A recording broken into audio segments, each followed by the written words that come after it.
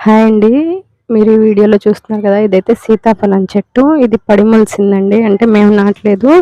దానంతటా అదే మొలిసింది.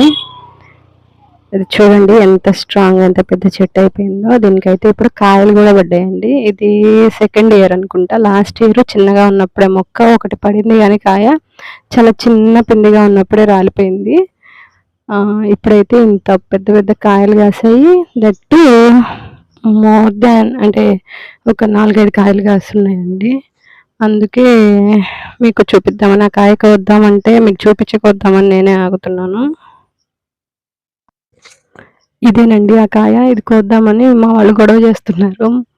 అయితే అంటే కొంచెం పండు లైన్స్ కనిపిస్తున్నాయి. మీరు ఒకసారి ఇదిగోండి చూడండి. కోద్దాము మళ్ళీ లాస్ట్ ఇయర్ లాగే వర్షాలు పడుతున్నాయి కదా! కుళ్ళిపోయిద్దేమో అని వాళ్ళు గొడవ చేస్తుంటే నేను ఒకసారి వీడియో తీసుకొని కట్ చేస్తానని చెప్పాను. ఇదండి కాయ అయితే కొంచెం పెద్దగానే అయింది. అలాగే పండుగ కూడా కనిపిస్తుంది కొంచెం. ఇవి ఎంత చెట్టున పండినా సరే మనం మళ్ళీ మాగేసుకోవాలంటండి. ఇక్కడ ఉన్నాయి ఇంకా కాయలు.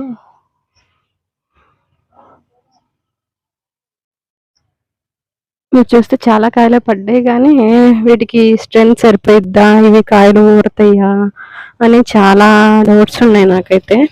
కానీ ఇప్పుడు ఈ కాయ చూసిన తర్వాత అయితే చూడాలి. ఇది ఓపెన్ చేశాక లోపల ఎలా ఉంది దాన్ని బట్టి.